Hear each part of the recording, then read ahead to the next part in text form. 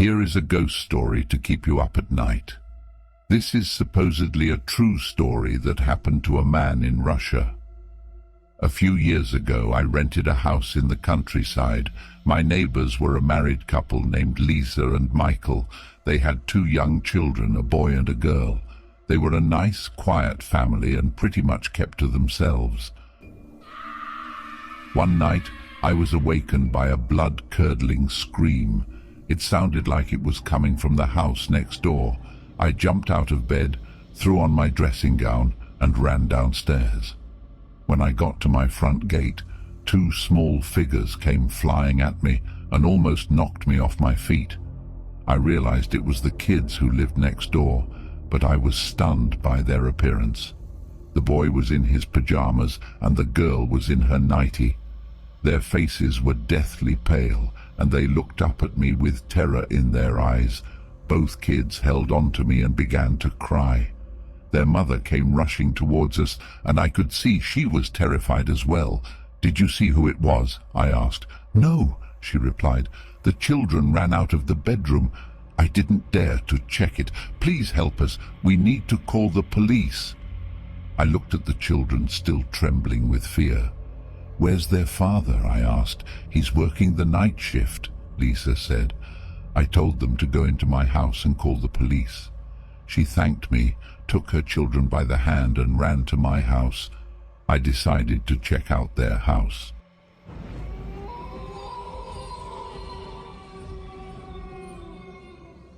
The front door was standing open. It was dark and silent. All of a sudden I felt a cold chill run down my spine. I had the strangest feeling that someone was watching me. In the back of my mind a little voice kept telling me, "It's a trap." I don't know what came over me, but at that moment I was very scared. Scared of the unknown. Scared of what might be lurking inside the darkened house. "Pull yourself together," I muttered. "You're not a child anymore." I started to walk up the garden path, but then I saw something that made me stop in my tracks. Click! In one of the upstairs windows, the light suddenly came on. The house was supposed to be empty. I looked up at the lighted window, but I didn't see anything, just curtains blowing in the breeze. "There's something up there," the little voice in my head whispered, "and it's not afraid of being found. In fact, it wants you to find it." I tried to tell myself I was just being silly. How stupid was it for an adult man to be afraid to go into a house because he is afraid of ghosts? If it's a thief, I thought to myself, then why would they switch on the lights? Click! The light turned off. What the hell? I thought and took a few steps back.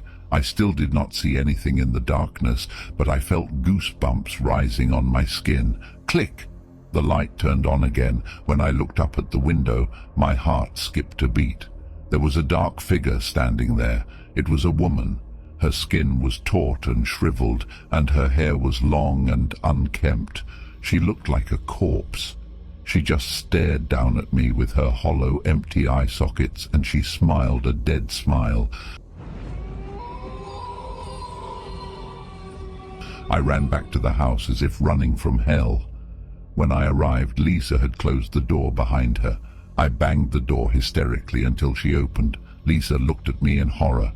Lisa grabbed a glass, filled it with water, and handed it to me. I downed it in one gulp. My heart was pounding and I had broken into a cold sweat. I was afraid that I was having a heart attack. "Did you call the police?" I asked, trying to pull myself together. "They're on their way," she said. "Did you check the house?" Let's just wait for the police," I replied. A few minutes later, the police finally arrived.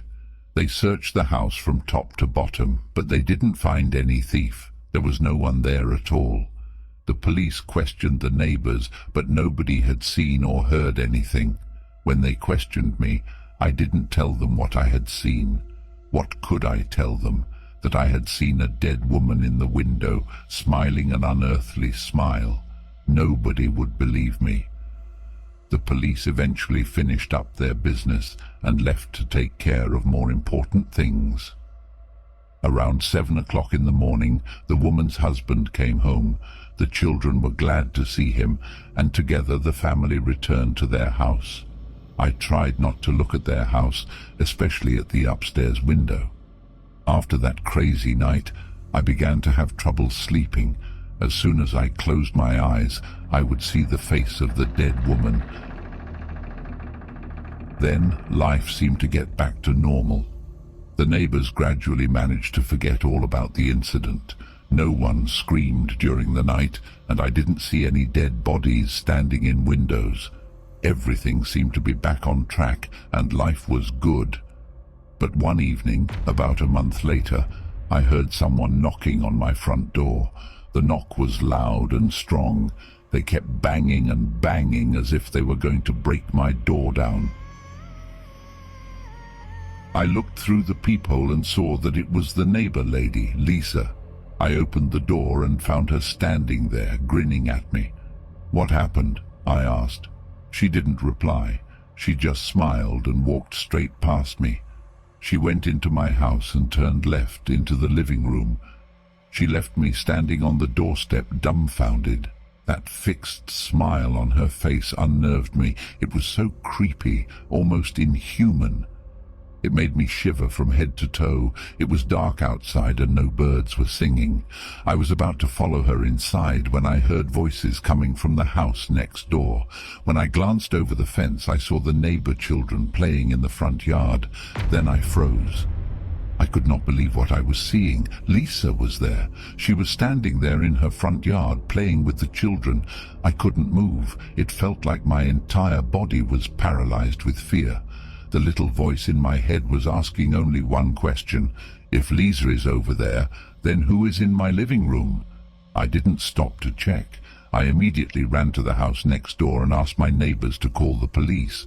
2 officers arrived and searched my house from top to bottom, but they didn't find a living soul. How could they? The only person in my house was a dead woman. The next morning I left the house and I didn't come back. Now I live in a city where there are more live people and less dead. I heard that my former neighbors, Michael and Lisa, moved out soon after I left. I asked around, and one of my friends said that the reason they moved was because the mother and father of the family had gone insane.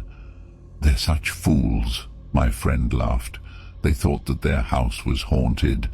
I tried to laugh along with him, but I couldn't even muster a smile. If you are still reading, please consider subscribing and leaving a like.